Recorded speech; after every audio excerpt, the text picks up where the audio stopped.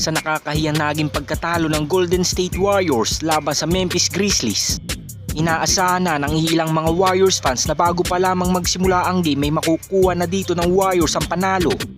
Dahil inanunsyo na nga ng Memphis Grizzlies na out ang ilan nilang mga key players dahil sa injury. Kaya naman sa naging bakbakan ng dalawang team na ito, halos naging one-sided ng suporta ng ilang mga fans. Dahil kitang-kita talaga na walang panama ang Memphis Grizzlies sa starters na Warriors. Ngunit kabaliktaran ang nangyari sa kanilang game. Dahil pinulbos lang naman ng mga rookies ng Memphis ang Golden State Warriors sa 3rd and 4th quarter. At naging maganda rin dito ang contribution ng kanilang mga veteran players. Kaya naman nakuha nila ang panalo sa score na 116-107.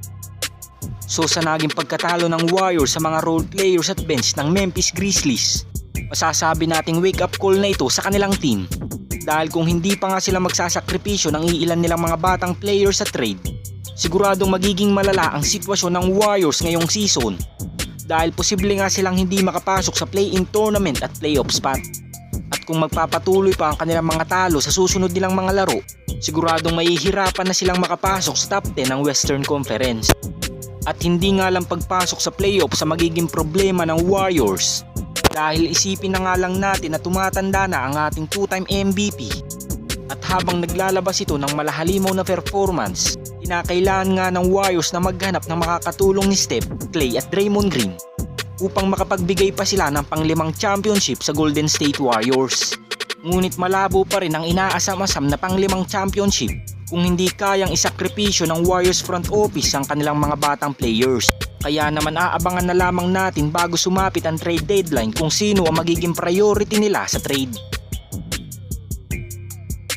Samantala sa naging pagkatalo ng Warriors kontra sa mga role players ng Memphis Grizzlies, sobrang dismayado ang lahat ng mga Warriors fans matapos ngang hindi maipanalo ng Warriors ang kanilang game ng kompleto ang kanilang lineup.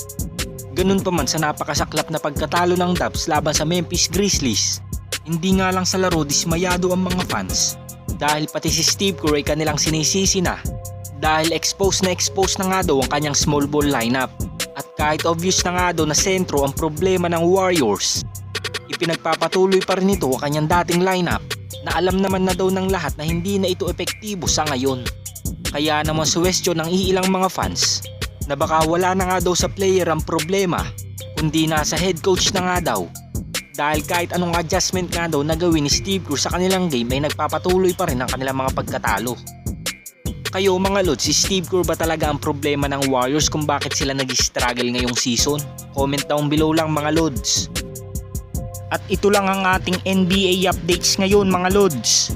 At kung hindi ka pa nakakapag-subscribe sa aking channel, subscribe mo na yan para updated ka sa ating NBA season ngayon. Salamat po.